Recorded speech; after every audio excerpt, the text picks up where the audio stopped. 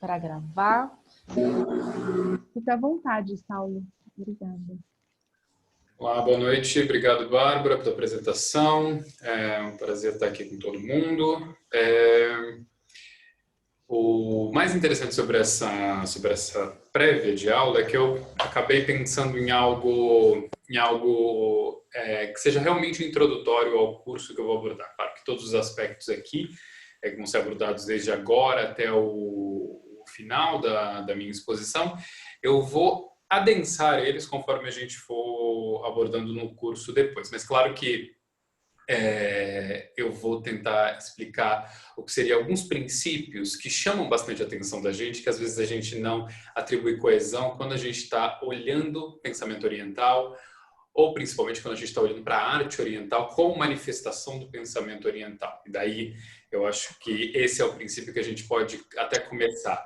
Arte como manifestação de um pensamento oriental. Claro que quando eu estou falando de arte como manifestação do pensamento oriental, logo vem na cabeça de vocês, ou pelo menos na minha, Oriente é uma dimensão vaga, né? Uma dimensão bastante vaga. Por isso, e claro que é uma dimensão muitas vezes para exemplificar um mundo que está afastado do Ocidente, etc. E às vezes a gente não para refletir a respeito do que exatamente a gente está falando quando a gente fala de Oriente. Especialmente na abordagem do curso que vai acontecer, e claro, dessa aula introdutória, apresentação mesmo, seria para lá da Índia, né? Para lá do subcontinente indiano. Né? Eu gosto de falar, não, pensamento para lá do subcontinente indiano.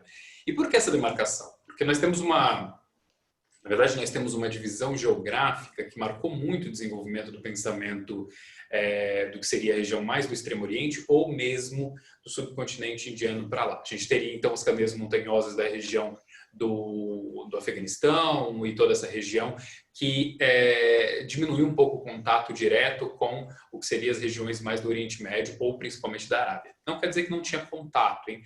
O contato entre essas regiões ele é frequente, mesmo numa antiguidade mais longínqua, a gente encontra dados aí que mostram um contato desde a Península Arábica até a China, por exemplo. Mas a gente tem uma diferenciação clara quando a gente fala do Oriente Próximo, o Oriente Próximo aí, o Oriente Médio mesmo, né? Ou seja, quando a gente está falando do pensamento do Oriente Médio, o pensamento que surgiu na Mesopotâmia, com o pensamento que surge, de novo, para lá do subcontinente indiano. Tem uma certa diferença. Em algum momento, a gente consegue aproximar alguns elementos, mas principalmente o que vigorou no Ocidente como pensamento, como traço do pensamento oriental, foram em grande parte os monoteísmos. Por isso, eu estou indo para lá do subcontinente indiano para fugir um pouco da ideia dos monoteísmos. Né? Claro que o tempo todo isso vai surgir no curso como um comparativo ou às vezes como uma dúvida. Nossa cabeça, querendo ou não, ainda que eu tenha nascido numa família que não é cristã, judia ou muçulmana, tem uma certa mecânica que é muito marcada pelo pensamento monoteísta ou pensamento ocidental judaico-cristão. Portanto, eu vou tentar marcar o que seriam esses pontos de incômodo também. Então, pensamento oriental, eu falo sempre para lá do subcontinente indiano. E, claro, o interesse das consequências estéticas a respeito do pensamento oriental.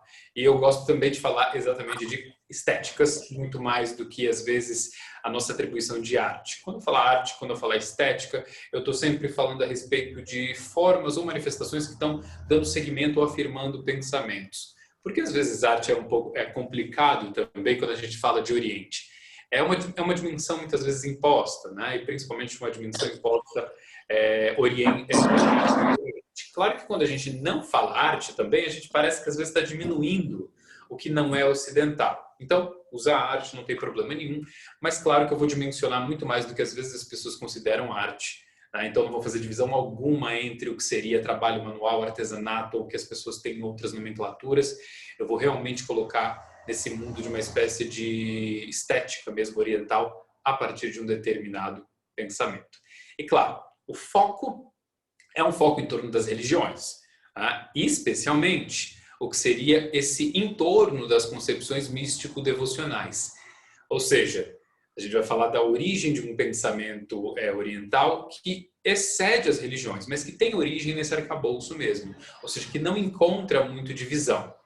Ou seja, a gente costuma falar, por exemplo, como acenar para o budismo ou para outras tendências de pensamento, se a gente pegar a China, por exemplo, a gente falaria do taoísmo como filosofias, pensamentos, etc. Não deixa de ser religião também, né? Uma vez que todos esses pensamentos pressupõem o estrito sentido da palavra religião, que é o quê? O ato de religar, o ato de devolver o vínculo ao que seria original, verdadeiro, etc. Existem formas de pensamentos que transcendem isso, que excedem isso.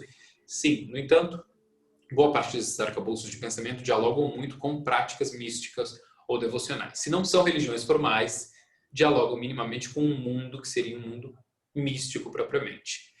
Portanto, natureza, quando eu falar de natureza, quando eu falar de elementos do mundo natural, animais, etc., é claro que não é nada biológico, ou seja, não existe nenhuma reflexão biologizante propriamente, mas uma apreensão do mundo natural de acordo com esse pensamento.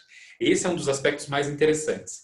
Tentar compreender como existe uma distância entre o nosso pensamento, que tende a olhar para a natureza de maneira biologizante, hoje, claro, pós-ciência, pós-iluminismo, etc., e o pensamento oriental, que até hoje mantém, principalmente nas sociedades mais tradicionais, e sociedades mais tradicionais, eu não estou falando que não tem um diálogo com as sociedades modernas, hein? O mundo indiano, que é o nosso foco, traz isso de forma bastante palpável. Mais tradicionais mantêm um aspecto que seria um aspecto de leitura do mundo natural, que não é exatamente uma leitura biológica. E também existem incômodos, incômodos nossos, conforme a gente vai trabalhando isso. Alguns eu vou tentar exemplificar aqui hoje, mas claro que quando a gente pensa no Oriente, alguns aspectos vêm logo de início. Incômodos corriqueiros, ou seja, incômodos que normalmente a gente vê e que dificultam às vezes também o nosso entendimento a respeito do mundo oriental. A duplinha aí que a gente sempre vê, filmes, séries, livros, qualquer coisa que traga um pouco da dimensão oriental ou de dimensões que não são originalmente ocidentais ou que não dialogam com o pensamento judaico-cristão muçulmano, tem sempre essa oposição, Deus e deuses. Isso não necessariamente no Oriente é uma oposição. Isso é algo fundamental. E, acima de tudo, se isso produz um incômodo na gente, e aí eu falo desde a característica individual ou na nossa característica de pensamento, de ter uma dificuldade de conceber um mundo de concepções religiosas que não dialogam com a ideia de um Deus único, de uma força única. A gente sempre tem o cacoete, eu gosto muito de falar isso, que isso é o cacoete da origem, A origem só pode ser numa coisa única, Isso é uma mecânica de pensamento que a gente tem, A origem só pode ser numa coisa única, então a gente tem dificuldade de achar que a origem tem multiplicidade. Portanto, a gente tem dificuldade de achar que pode se conceber deuses. E isso é muito comum no mundo oriental. Mas deuses e Deus é uma posição que sempre incomoda um pouco a gente de entender. Então, o esforço que a gente tem nessa aproximação com o Oriente, principalmente como espectadores, ou mesmo como agentes, quando a gente está numa região oriental, você passa a ser agente também, é realmente abandonar o que seria o lugar do único, O lugar do único, ele tem dificuldade de encontrar repouso no pensamento tradicional oriental. Assim como o lugar do concreto, o perfeitamente concreto, o imutável, o perfeitamente racional, aquilo que não tem transição, por exemplo, de forma, de conteúdo, etc. Isso encontra uma dificuldade muito grande. E eu diria que essa flexibilidade de pensamento é um dos grandes atrativos que o Ocidente tem no Oriente desde os anos 60. Principalmente se a gente for contar aí, seria os anos 60 com os movimentos hippie e outros movimentos, por exemplo, o movimento New Age, a gente tem um interesse enorme como relativização da racionalidade ocidental ou buscar outras formas de pensamento no Oriente.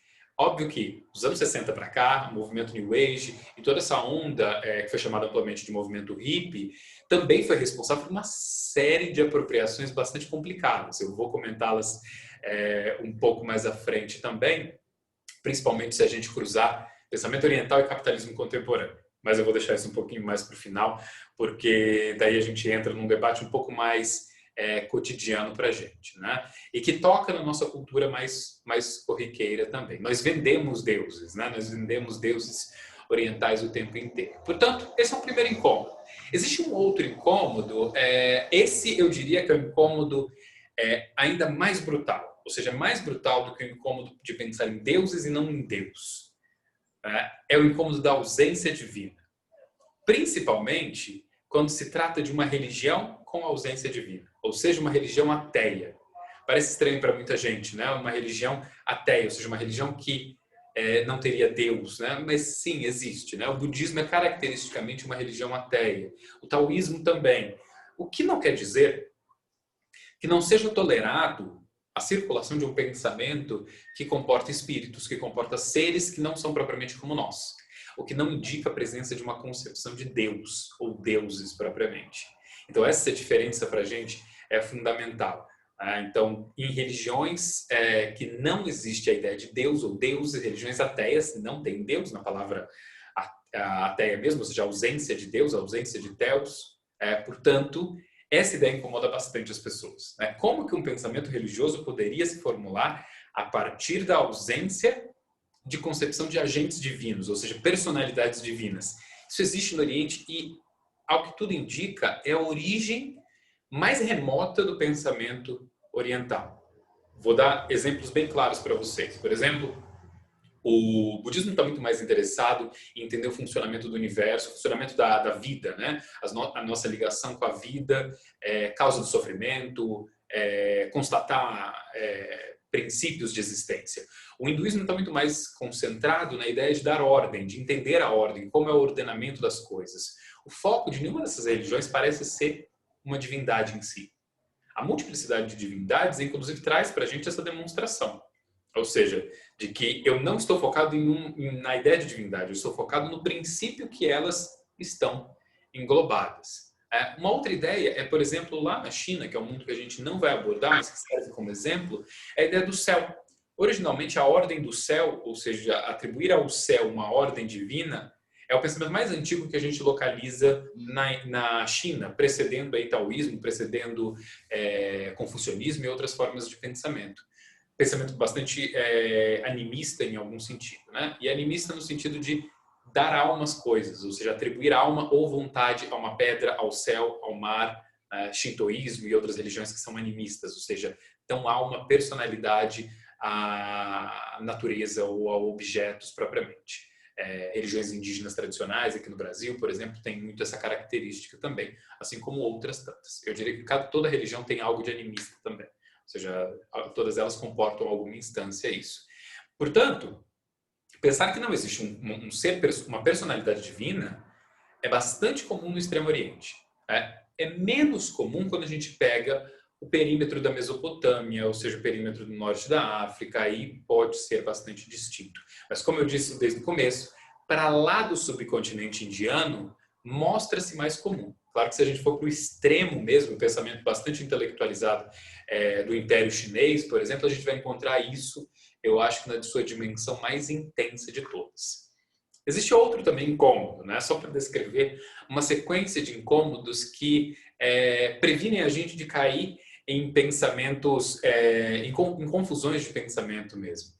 Esse é um incômodo que, para mim em especial, e aí uma característica particular, me custou bastante compreender como se formula isso, que é, além da ausência divina, além da possível ausência divina, além da possível concepção de não haver uma personalidade ou personalidades criadoras, pode existir a ausência de uma concepção de um eu próprio, um si mesmo, como seria a tradução mais comum, um eu original, um eu próprio.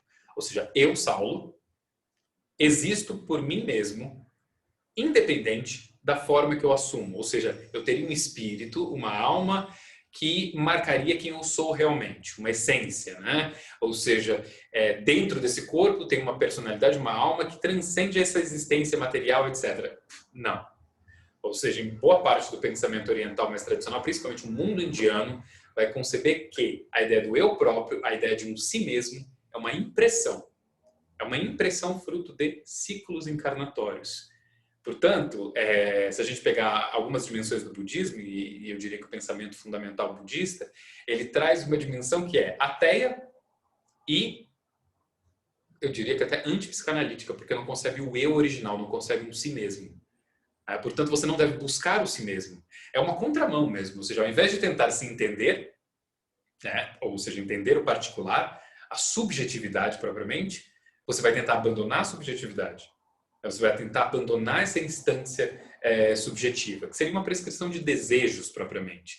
Então, é uma formulação de pensamento que está dizendo, olha, tudo que é original em você, ou seja, são características específicas, são impressões, mas que não comportam uma personalidade real. Ou seja, comportam uma impressão.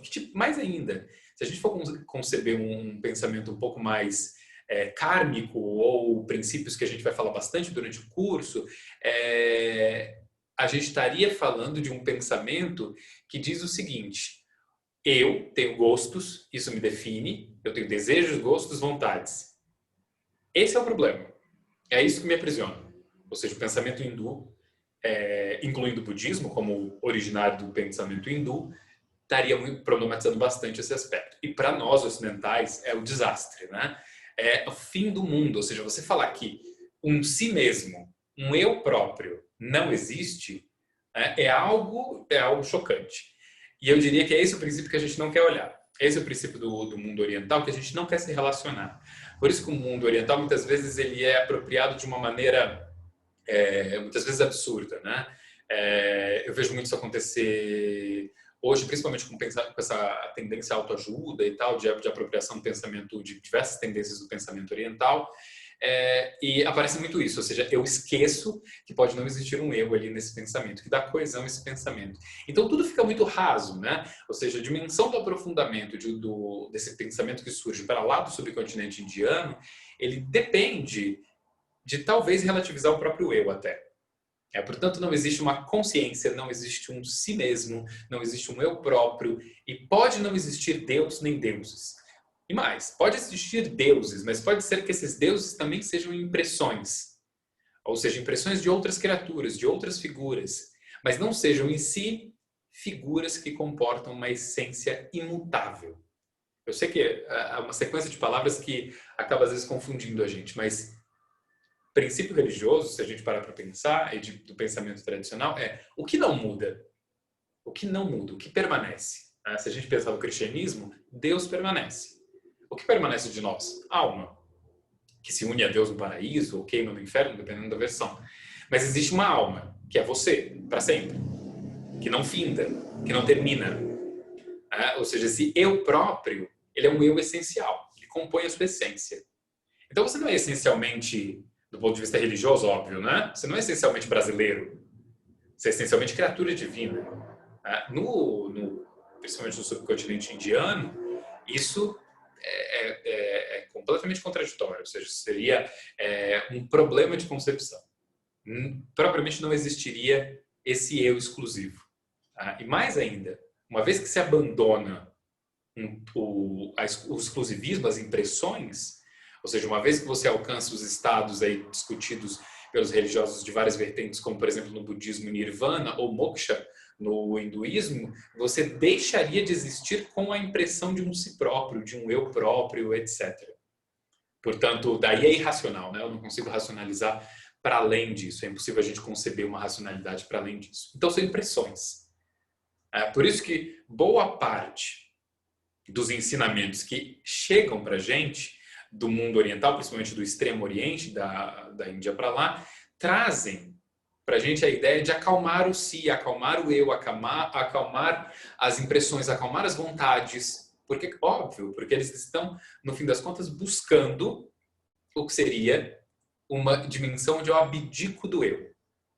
Por isso, às vezes a nossa apropriação moderna ela é bastante contraditória em relação ao que pauta a origem desses pensamentos mesmo.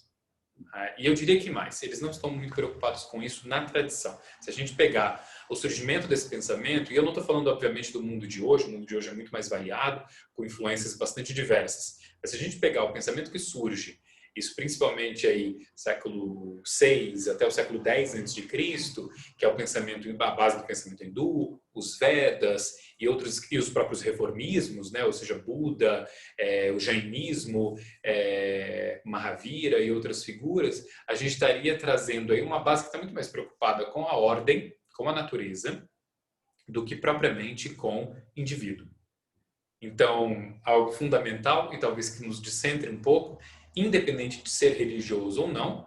Eu, particularmente, não sou uma pessoa religiosa, muito pelo contrário, mas é um constante aprendizado lidar com um pensamento que fala que você não é tão importante assim. Você não é tão importante assim. Por isso, a ordem, o funcionamento das coisas, o que em mim é definido por esse todo, para eu poder abdicar de mim, e, claro, definições de natureza. É sempre um desafio. É sempre um desafio falar de algo que diz que você não é tão importante assim. Enquanto na nossa sociedade capitalista contemporânea, a gente tem o contrário, né? Você é muito importante, o indivíduo é muito importante, tudo é personalizado ou pseudo-personalizado, porque a gente tem uma sociedade amplamente massificada, mas que vende amplamente a ideia de que eu sou exclusivo, de que eu sou único, apesar de todo mundo fazer quase a mesma coisa, consumir quase os mesmos produtos e etc. Portanto, pensar em forma começa a ficar um pouco mais relativo. Forma, transmutação, ou seja, tudo isso vai acontecer. Não existe fixidez em quase nada. Ou seja, uma divindade pode se transmutar em um animal, pode se transmutar em outras manifestações. Uma divindade pode, por exemplo, assumir a forma de um objeto. Então, forma não é concreto, não tem uma concretude mais. E entender a transformação também. Por exemplo, essa imagem que eu coloquei de fundo na apresentação e que também está aí para vocês, que é um detalhe de uma estátua de Vishnu, né, que está nos Estados Unidos, em Boston. Essa estátua traz Vishnu à frente, no que seria a sua personalidade antropomórfica, ou seja, em forma de homem, e atrás nós temos o que seria um leopardo e nós temos o javali, também de outro lado, né? Outras formas de manifestação de Vishnu. Ou seja, ele se manifesta também dessa forma. Então, ele é ao mesmo tempo tudo isso. Então, eu não tenho uma fixidez da forma, eu não tenho nem sequer a ideia de representação como o Ocidente concebe. Ou seja, a estátua pode conter a essência do Deus, sim. É diferente do santo católico, né? O santo católico, ele não é o santo em si, ele é uma representação do santo. Ele mostra algo que está ausente daquilo que se vê. Então, Nossa Senhora, a estátua de Nossa Senhora não é Nossa Senhora. É uma lembrança da existência de Nossa Senhora. Traz a ideia de uma figura que não está ali. Ou seja, não está na estátua especificamente. No mundo oriental, a figura pode estar na estátua, a figura pode estar ao mesmo tempo em outros lugares, não tem nenhum problema disso. Não tem nenhum problema nessa concepção também. E daí a gente começa a traçar um pouquinho outras dimensões que para a gente também parecem muito abstratas. Né? E a gente sempre se surpreende. Quando a gente começa a lidar com pensamentos, principalmente tradicionais, eu diria que da região da Índia e da região da China, a gente começa a entender como nós temos um pensamento concretista, ou seja, um pensamento que busca o tempo todo a concretude das coisas. E que nós temos pouquíssima tolerância à relativização. E talvez essa seja uma boa questão para a gente formular o quanto nós somos, nós tendemos a ser hipertradicionalistas e nós tendemos a ser hiperfixos em absolutamente tudo, né? É uma tendência ocidental desde os gregos, né? E que foi aumentando, né? Que foi aumentando, os romanos aumentam e daí isso é impulsionado com o cristianismo mais e mais e mais. Portanto, o tempo também acaba não ficando nada fixo, nada contínuo ou nada necessariamente com uma forma concreta. Portanto, o tempo também não é único, pode existir dimensões de tempo distintos. Pode existir o tempo mais comum de ser observado nas religiões antigas, tempo cíclico, por exemplo, observado também na dimensão das sociedades ocidentais mais próximas da gente, por exemplo, pensar no mundo grego, no mundo romano, uma dimensão cíclica é muito comum, observação da natureza e etc. Todos esses aspectos. A gente tem estações da lua, a gente tem o dia amanhece, o dia se põe, vem à noite, o dia nasce de novo, ou seja, essa ideia de ciclismo do tempo é universal. Ou seja, está em todas as culturas alguma ideia de tempo ser cíclico, né? No entanto, a gente trouxe muito no Ocidente, principalmente nos últimos 2 milênios, a ideia de um tempo contínuo. O tempo que seria o tempo com começo, uma decorrência e um final. Se a gente for pegar as tradições mais estritas, a tradição do cristianismo propriamente, a gente teria um início, a gente teria um período de desenvolvimento, difusão, conhecimento, contato divino, transmissão da mensagem, um tempo de decadência, né? E o tempo final, que seria um tempo de julgamento, a noção de justiça está colocada. E aí um fator bastante interessante. A justiça no mundo, no pensamento tradicional oriental, está em outro lugar. Está em outro lugar. A justiça se manifesta de maneira individual. Enquanto no pensamento ocidental, a noção de um tempo contínuo, linear, a justiça se manifesta no final como realmente um juiz batendo o martelo e julgando a todos. Já a justiça no sentido oriental, ela cai sobre você. Não inclui nada coletivo, ela cai muito sobre a pessoa. E não seria nenhuma justiça, seria uma lei de causa e consequência, muito mais do que um princípio de justiça. É claro que códigos de conduta, o que é certo, o que é errado, isso é discutido desde os Vedas, né? Uma parte dos Vedas interessante é o Código de Manu. O Código de Manu é um dos primeiros códigos legais do mundo, né? E ele traz a ideia de castas, por exemplo, da Índia, os Varnas indianos, que são as castas, está ali já no Código de Manu, mas é a prescrição de uma ordem. Portanto, tem uma ordem divina que estruturaria a sociedade. Seguir as castas seria seguir, claro, uma estrutura que antecede o ser humano, seria uma estrutura divina propriamente. Óbvio que a gente pode pensar nisso também como uma forma de obediência e subjugação, dentre outras coisas, né?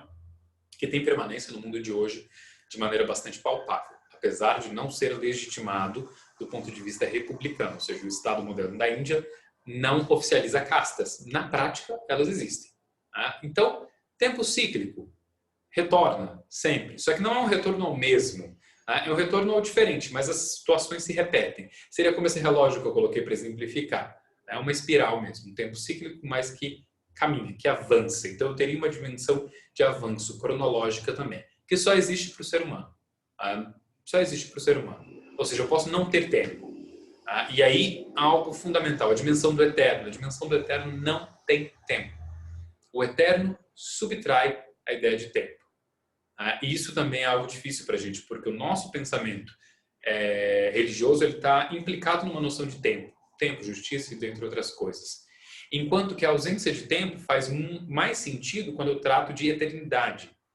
O eterno, ele seria a dimensão onde o tempo não existe, onde o tempo está ausente. E daí eu preciso conceber aquilo que não muda. Então, bases do pensamento, do raciocínio aí, principalmente do subcontinente indiano. O que muda tem tempo.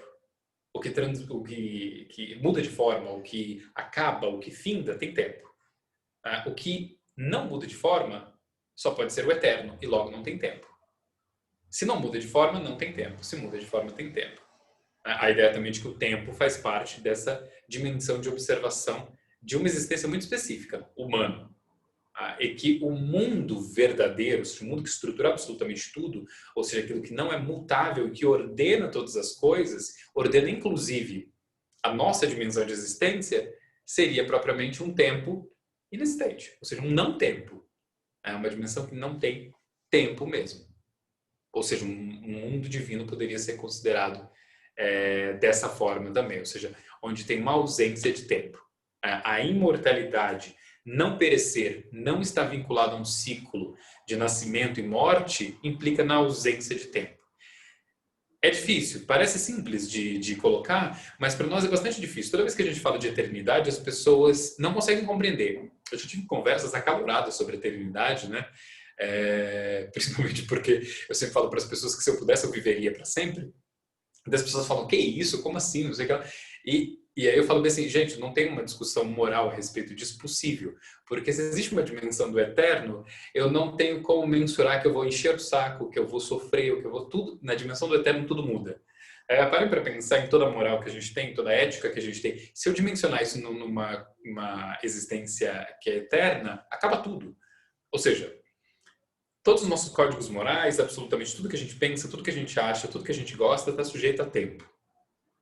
Se eu tiro o tempo, eu tenho uma completa liberdade, uma completa dimensão, uma completa ausência de desgaste por mudanças, né? Ou seja, quando eu excluo o tempo, eu nem consigo sequer conceber vida. ou seja, no ambiente humano. A gente não consegue nem sequer entender. Por isso que a gente recusa. Recuso aquilo que eu não entendo.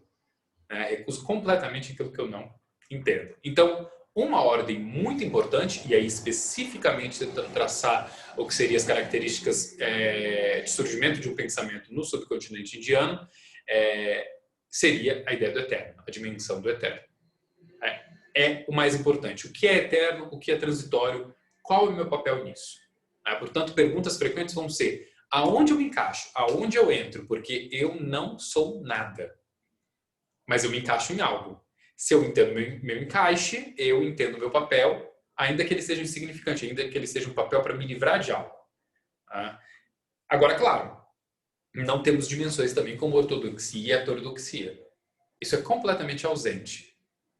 Isso fascina o ocidental, porque a possibilidade de você ser cristão budista, a possibilidade de você ser um devoto de Vishnu, ao mesmo tempo, quando você viaja para um país ocidental, você gostar de frequentar algum culto e fazer alguma oração para Jesus Cristo, por exemplo. Isso é possível. No pensamento oriental, isso é possível. Não existe uma concepção de ortodoxia. E, portanto, não existe uma ideia de heterodoxia, não existe a dupla. Ou seja, não existe um exclusivismo necessário. Ou seja, isso não existe mesmo. Originalmente, não existe essa dimensão. O que existe? Existem movimentos hoje, ou movimentos mais aferrados hoje, principalmente movimentos que se ligaram a vertentes políticas, que são bastante ortodoxistas. Ou seja, isso é um fenômeno mais contemporâneo da gente, ou seja, mais próximo da gente. Um exemplo seria o Sudeste Asiático, a região de Mianmar, por exemplo. Nós temos grupos de budistas que se armaram contra muçulmanos. Nós temos monges budistas com armas em Mianmar, só para vocês terem uma dimensão de que não necessariamente também existe um pacifismo declarado a isso, é outra ilusão da visão do mundo oriental. Ou seja, não ter ortodoxia e heterodoxia não dá pacifismo para ninguém.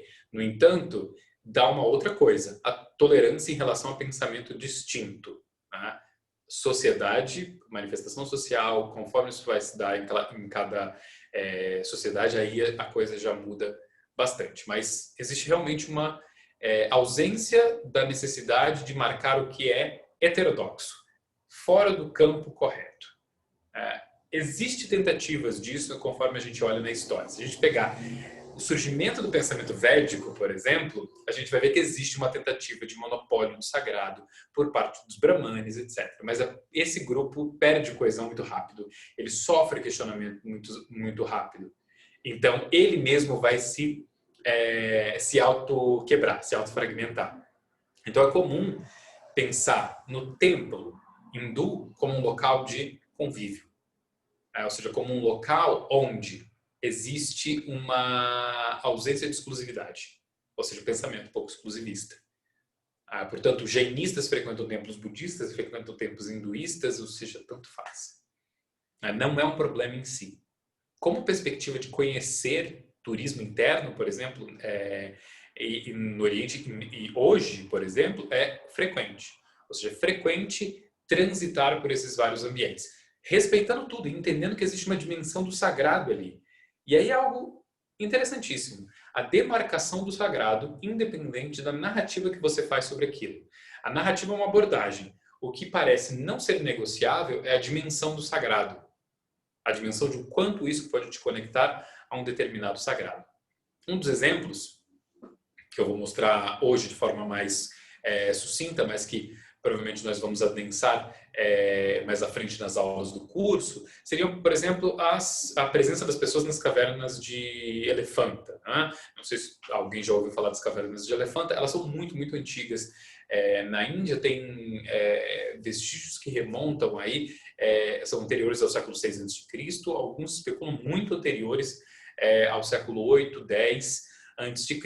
Mas claro que elas são modificadas, então é sempre muito difícil datar a presença desse local como local sagrado.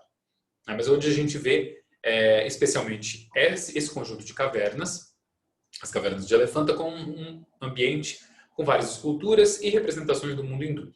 Essa que está na frente de vocês, o Trimurti, a representação aí dos princípios que regem o nosso mundo rege um mundo que muda, né? Ou seja, Brahma, Vishnu e Shiva, que seriam os princípios aí de criação, manutenção ou sustentação, né? E o princípio de destruição propriamente, ou seja, que pauta os ciclos de existência também.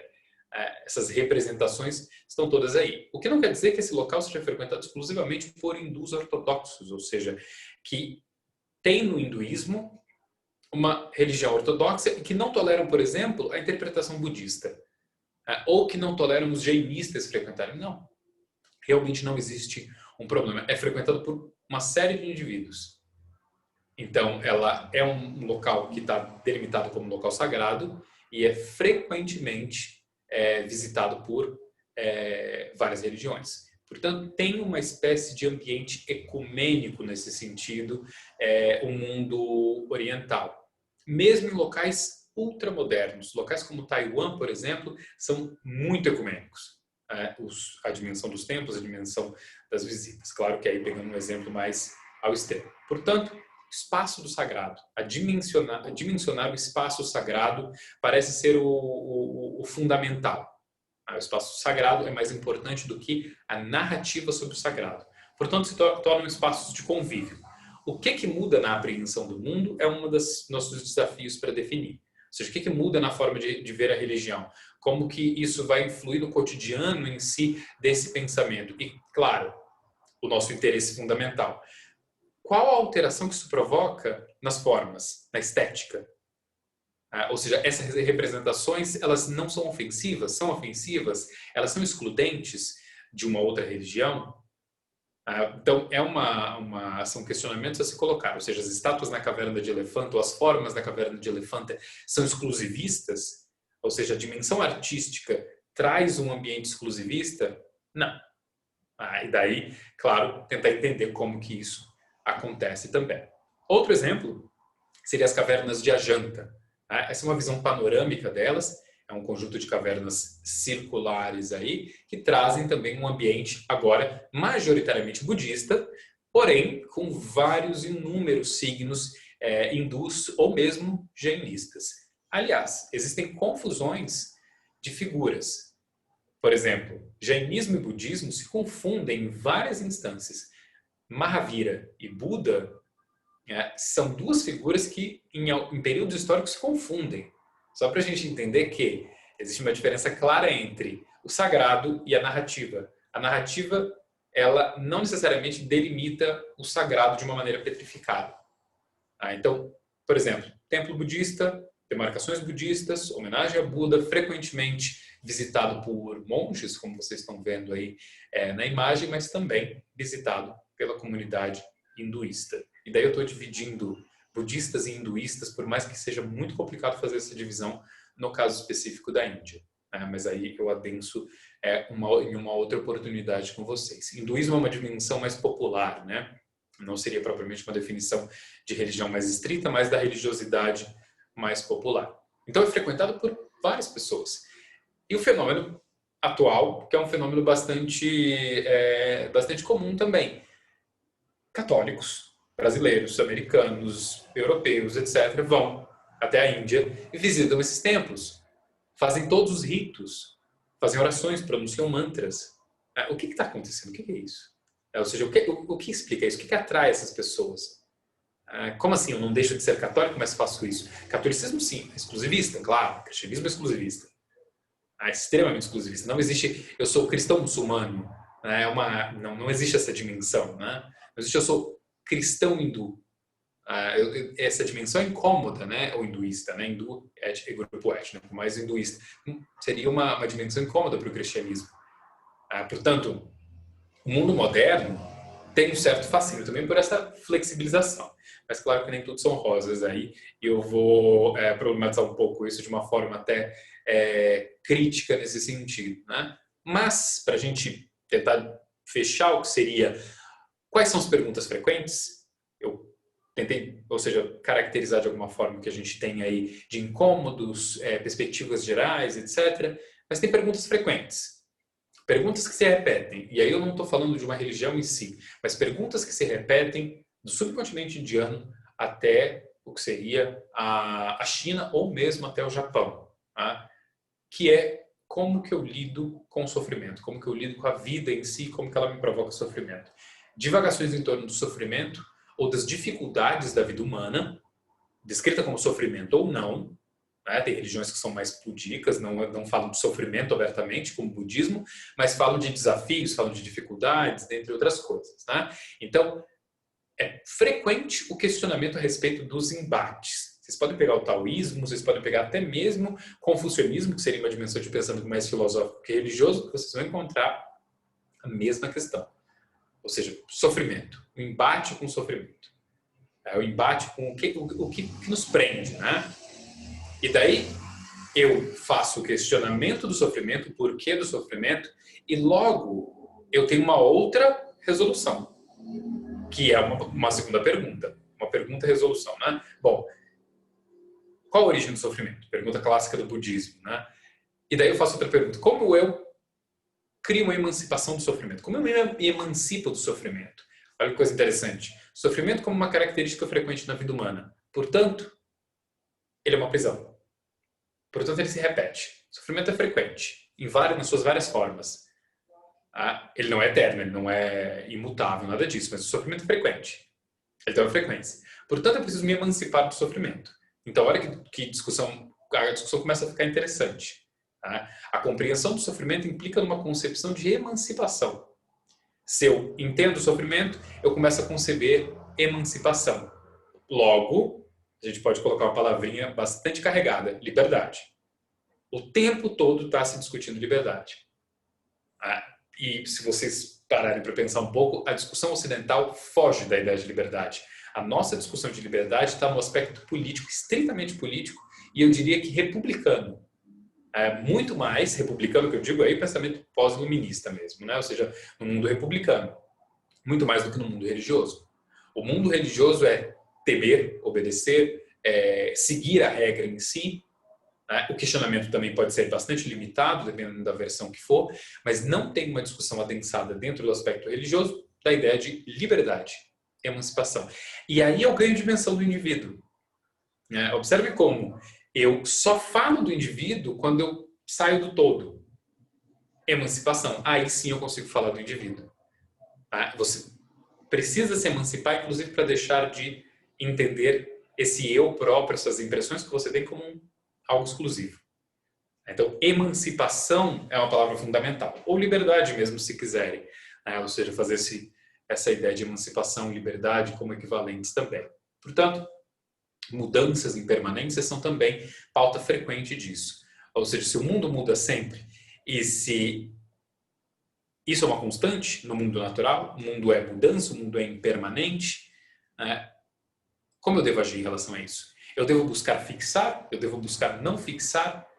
Eu devo buscar um fluxo? Por isso, a ideia do desprendimento de bens materiais e outras coisas é frequente. Mas também esbanjar bens materiais sem nenhum apreço pode ser frequente também. Afinal, tudo muda. Logo eu vou esbanjar. Vou esbanjar, mas sem nenhum apego. Esse desapego ou essa forma de usufruir de maneira bastante momentânea, ou seja, pode gerar dois extremos, né? Eu posso ver no Oriente o extremo monástico, da abdicação completa, ou o luxo completo também, sem nenhum apego, sem nenhuma importância. Nada protestante, eu costumo dizer, né? Nada protestante, ou seja, o luxo, a riqueza, não tem valor em si, a não ser valor momentâneo, corriqueiro e da boa vida, do prazer em si. Então, se eu topo a existência prazerosa, eu não contenho, eu não seguro. Isso não é permanente. Compreendendo a impermanência da riqueza, é perigoso, né? É uma junção bombástica, né? A gente encontra essas versões também. E claro, por último, pensar aí que existe um fascínio do pensamento oriental pelo capitalismo contemporâneo, justamente por conta da variedade do desprendimento que se encontra em relação tanto ao que seriam os desafios cotidianos, quanto também existe um fascínio muito provável no que seria essa inspiração individual. E é frequente a apropriação da ideia de que é preciso mudar o tempo todo. Essa exigência de dinamismo que a gente tem na sociedade ocidental hoje, que está muito relacionada com o impulso mercadológico, ou seja, o impulso do mercado, se apropria do pensamento oriental de uma forma bastante bastante recortada, né, e que às vezes não faz sentido algum, dando o que seria uma dimensão de que a libertação estaria em você permanecer em mudança. No entanto, eu muitas vezes não agrego outras coisas, né? A mudança implica muitas vezes um não uso de elementos materiais, um não consumo propriamente, né? Eu acho interessantíssimo, isso vai ser pauta para a gente colocar e até discutir em espaço mais aberto, ou seja, em perguntas até, ou seja, como que num mundo completamente consumista como o nosso, cuja a ideia de fortalecer o mercado virou quase um dogma, ou seja, em que eu preciso consumir para que o mercado gire, para que eu gere riqueza, se fascina por um mundo como o mundo oriental, através de coisas como mindfulness e outras formas de pensamento, ou seja, técnicas de acalmar o indivíduo, mas que se desenraizam do mundo no qual elas estão sendo concebidas.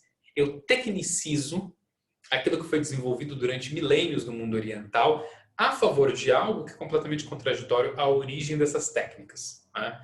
Eu poderia citar várias técnicas de meditação, algo do tipo. Tá? Eu basicamente estou aplicando técnicas de acalmar o indivíduo a um mundo que o transtorna. Eu estou basicamente compensando, é quase uma medicalização. Mas eu não estou resolvendo questões. Essa seria, eu acho que, na minha opinião, a crítica que pode se aprofundar de forma mais ferrenha a essa apropriação mais recente que a gente tem.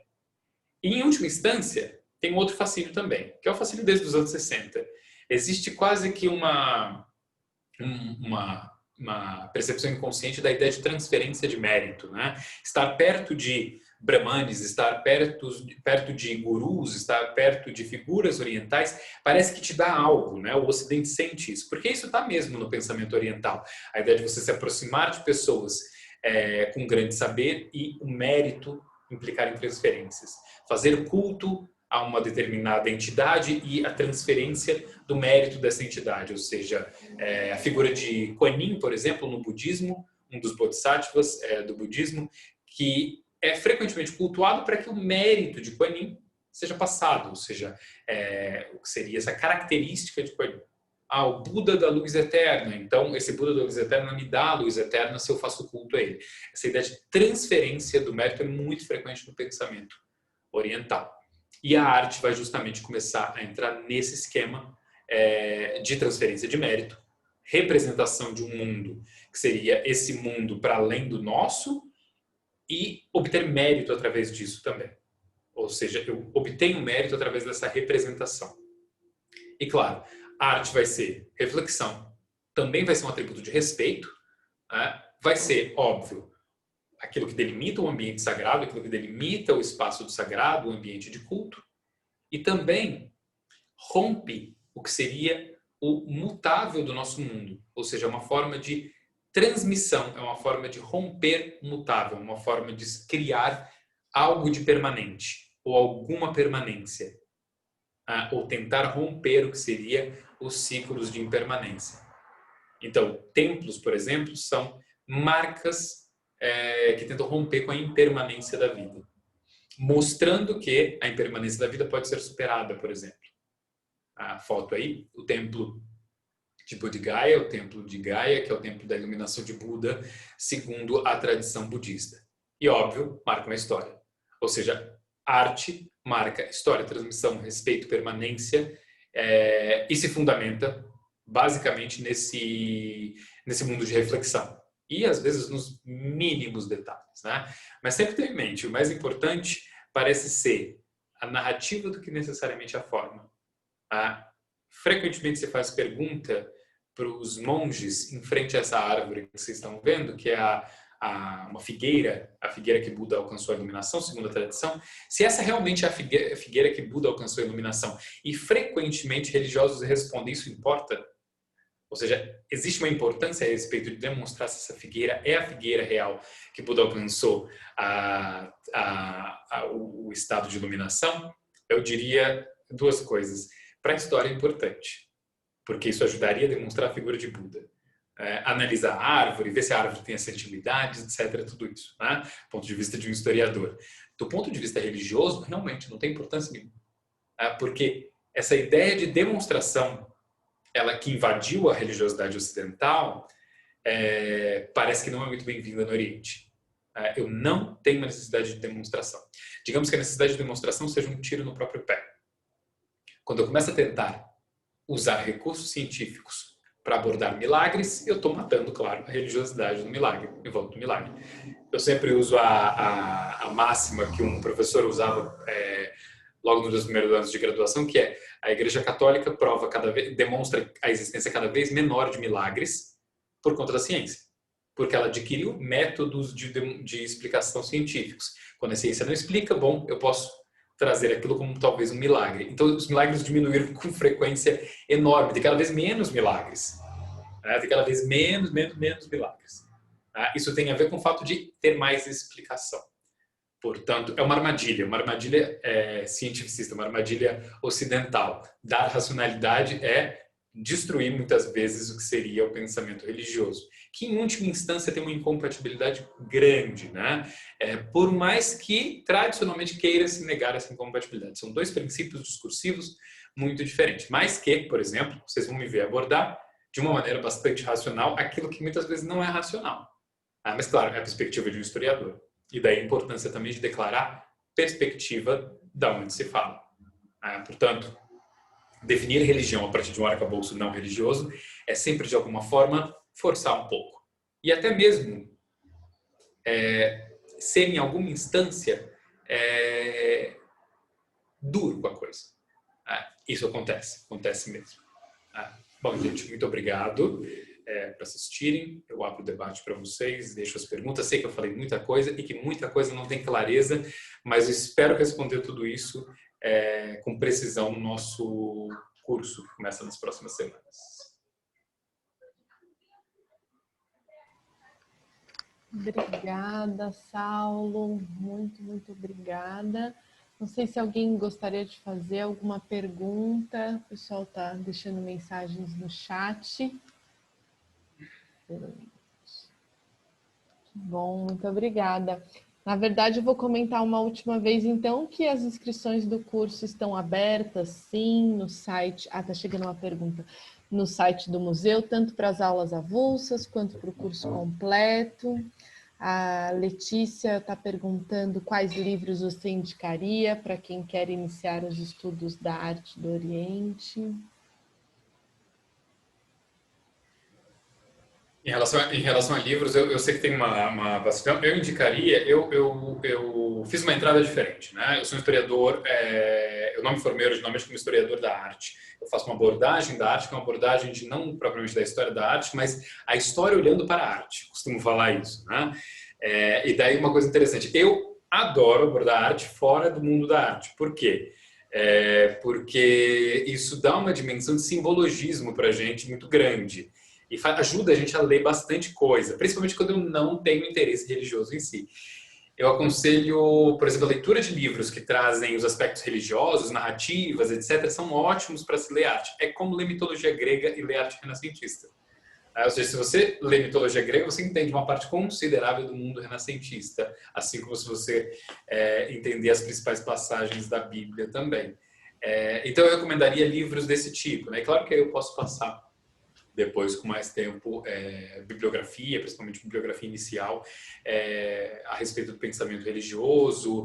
Por exemplo, como ler essa imagem de Vishnu, né? Vishnu não está aí, mas como que eu lido com essa imagem, né? Se eu não entendo a figura do javali, se eu não entendo realmente algo riquíssimo em narrativa, né? É basicamente entender historinha, entender narrativas míticas mesmo, ajuda bastante. Aliás, diga-se de passagem, para a arte clássica, em todo o seu aspecto clássico, desde oriental e ocidental, se eu não pego mitologia, se eu não entendo o mundo mitológico, o arcabouço de crenças, é muito difícil, né, se relacionar com ela. A Andrea perguntou também, aproveitando rapidinho, se o curso completo pede um material didático paralelo. Andrea, você diz assim, se precisa ler, o Saulo vai indicar bibliografias, né, Saulo? Eu indico bibliografias o tempo inteiro. Desde a primeira até a última, para não ficar tudo para a última, sempre dá. Eu às vezes acumulo para a última quando é muito pertinente fazer isso, mas cada aula eu faço uma indicação bibliográfica. O curso tem o propósito de ser, na verdade, uma prévia a um adensamento, ou seja, eu assisto o curso antes de me dedicar à leitura, é uma ótima coisa. É realmente, ao contrário de um curso acadêmico, onde você espera de um aluno, por exemplo, de graduação, que ele venha com o texto lido para a sala de aula, porque aí você tem uma outra abordagem, né? Então, aqui eu diria que seria uma abordagem realmente inversa, né? Onde existe uma explanação e daí uma introdução até mesmo para leitura, ou para não leitura também, porque é possível também, né? Agora, claro que eu indico, sempre indico. Eu vou indicar aí coisas que muitas vezes vão ser do interesse de uns e às vezes não do interesse de outros, mas sempre indico bastante coisa. Até filmes ou materiais desse tipo eu costumo indicar bastante. Muito bom. Obrigada a você, Andréia, pela pergunta, também agradeceu. Acredito que ninguém escreveu por enquanto mais nenhuma nos últimos instantes. Bom, Saulo, muito obrigada mesmo. Espero ver vocês, a maioria de vocês, no curso na semana que vem. Excelente, obrigada, e Clarice. Obrigada a todo mundo, Ana Flávia, Gabi, Miriam. Muito obrigado pela presença de todos. Foi um Boa prazer. noite, pessoal.